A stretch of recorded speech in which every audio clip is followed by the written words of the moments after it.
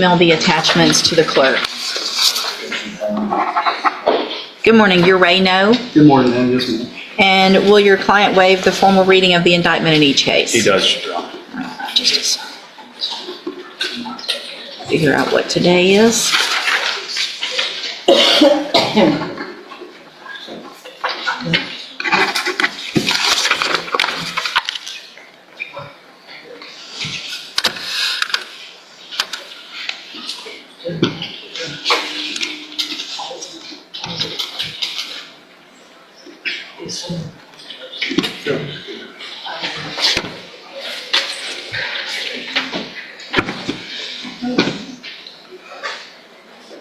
Sorry, I'm getting there.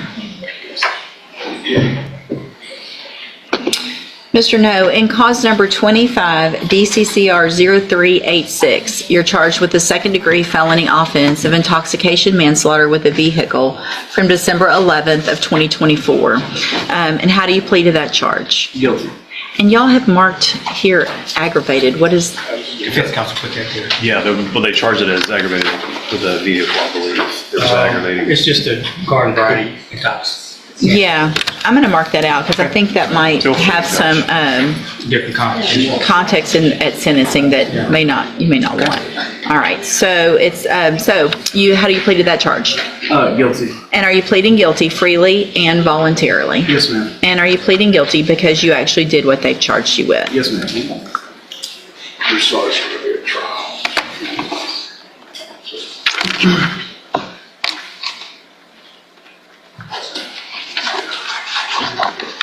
Sorry, give me just a second to get to the other one.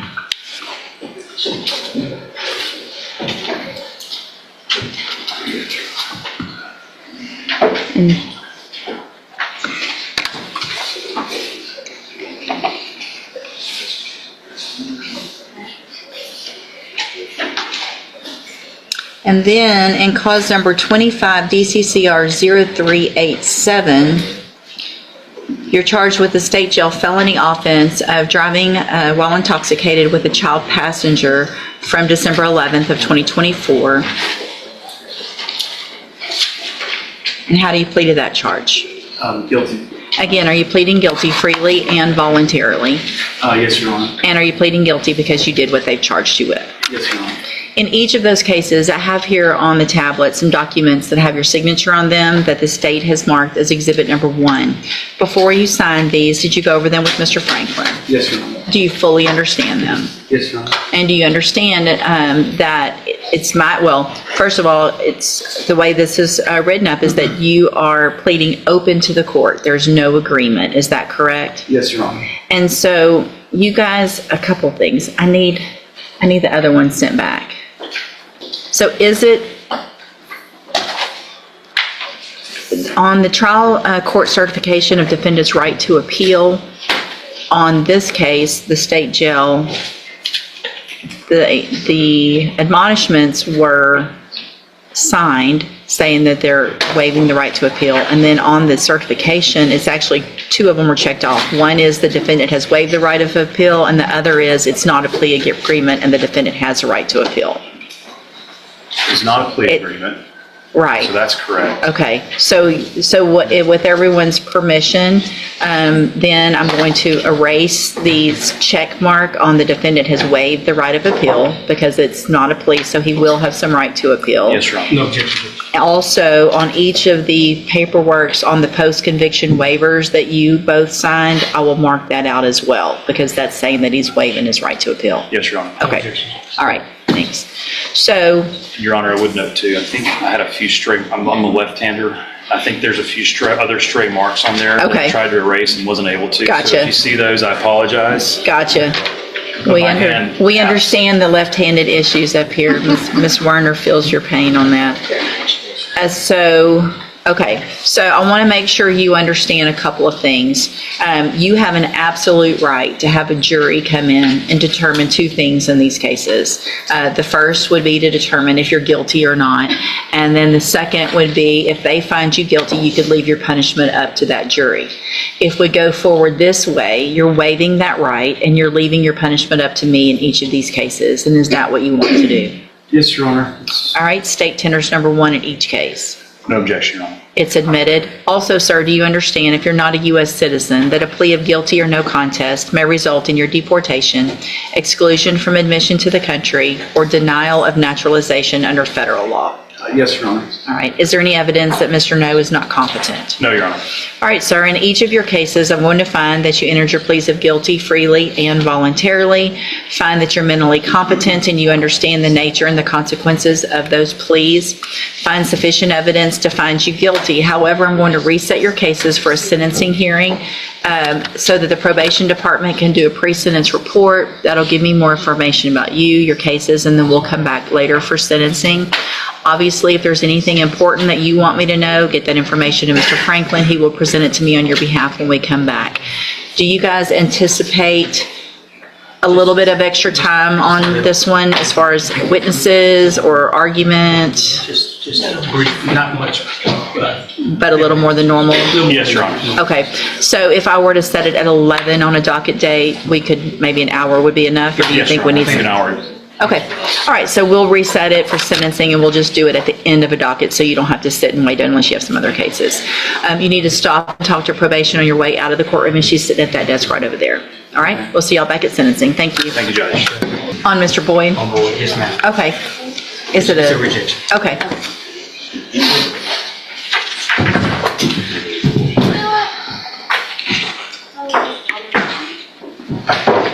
Good morning, sir. Are you David Alexander Boyd? Yes, ma'am. And Mr. Boyd, in cause number 25, DCCR 0720, you're charged with the third-degree felony offense of deadly conduct, discharging a firearm from March 20th of 2025. And what that means, sir, is that if you go to trial and you're found guilty, the range of punishment is between 2 years and up to 10 years in prison. Do you understand? Yes, Your Honor. And I'm going to get a plea bargain rejection.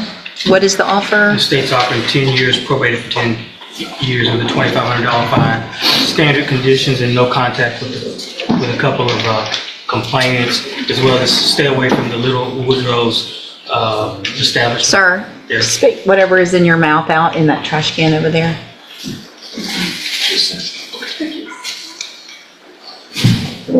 Sorry, Your Honor.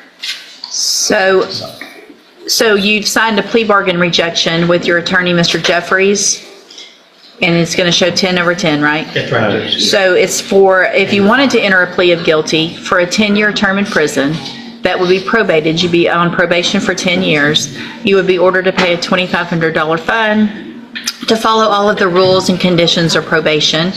You have every right to reject that and have your case set for trial. I want to make sure you understand today what your options are if you wanted to plead guilty and what your possible consequences are if you go to trial and are found guilty. Do you understand all of that? Yes, Your Honor. And do you want to reject that offer and have your case set for trial? Yes, Your Honor. All right, we'll get it set for trial. Mr.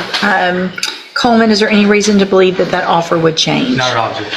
So, Mr. Boyd, I want to make sure you understand that after today, I don't accept plea agreements once they're rejected. So unless new information comes to light with your attorney or the district attorney's office, then if you change your mind later and want to enter a plea of guilty, it would be to something different than this or open to the court. Do you understand? Yes, Your Honor. All right, then we'll get your case set for trial and Mr. Jeffries will begin preparation. And if y'all will just send that through, I'll Just see. sign off on it. Okay, perfect. You're free to go, sir.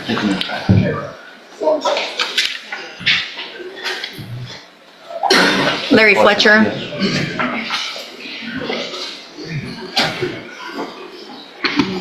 Good morning. You're Larry Fletcher?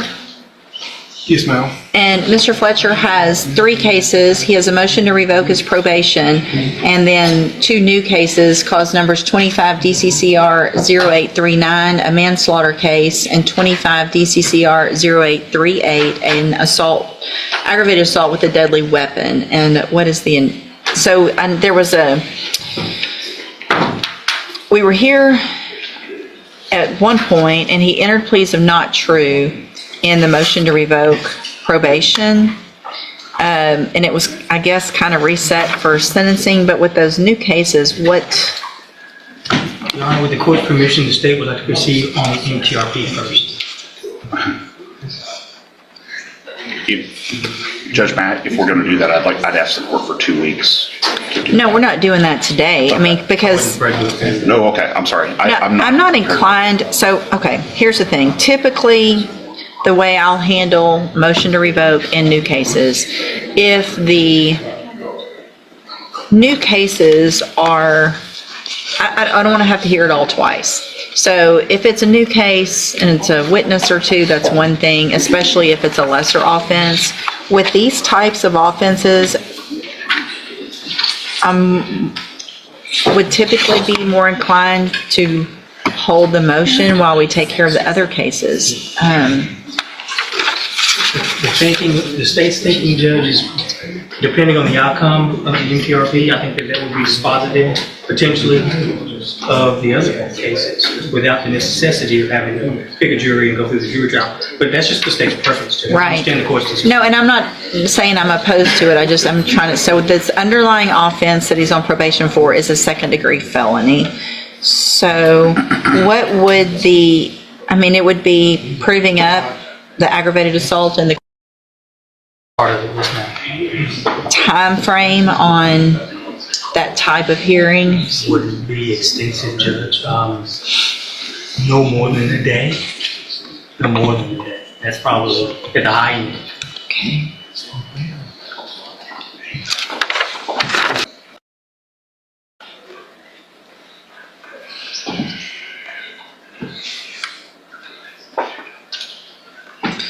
All right, so he's already entered the pleas of not true. So I'm going to kind of grant what Mr. Coleman is requesting on this one. If it's essentially, and I'm not complaining about it, Mr. Coleman has the right to do whatever he wants here, but if it's essentially going to be miniature trials, then I would ask the court for some time. Sure. No, so what I'm going to do is reset it for sentencing. Obviously, I need to find a day. Probably going to be 45 to 60 days out. Obviously, I know that might be quick to get ready. Probably going to be 45 to 60 days out. Obviously, I know that might be quick to get ready for a trial. But I think you should already have We're working through the discovery. the discovery. Yes. Is there anything you're waiting on? Anything that's pending, outstanding? Yeah, I'm not aware of it, but he's saying no, so then. So because we're going to do it this way, let's do about 60 days, and then we'll look and find a day on a week where we do not have a trial, and I'll give you guys at least a day on those weeks. We can even have a little bit more. All right? Okay, we'll see you back. Good morning. Are you Dale Johnson? And this was the final reset on Ms. Johnson's 3 cases. And so what is the announcement? Regrettably, Judge, the defense announcement this morning is not ready. Despite our diligent efforts and the efforts of our expert, who is based out of town, our expert has experienced some health issues that have prevented him from completing his analysis and the report that we need to responsibly rely upon. And we are requesting one short reset to allow our expert to complete his work and his report. Well, we talked about this last time, and so here's what we're going to do. If I'm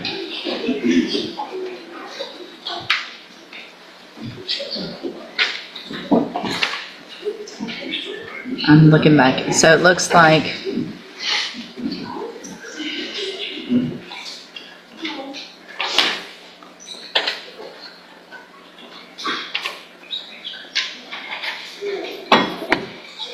you were hired back in August of 2024.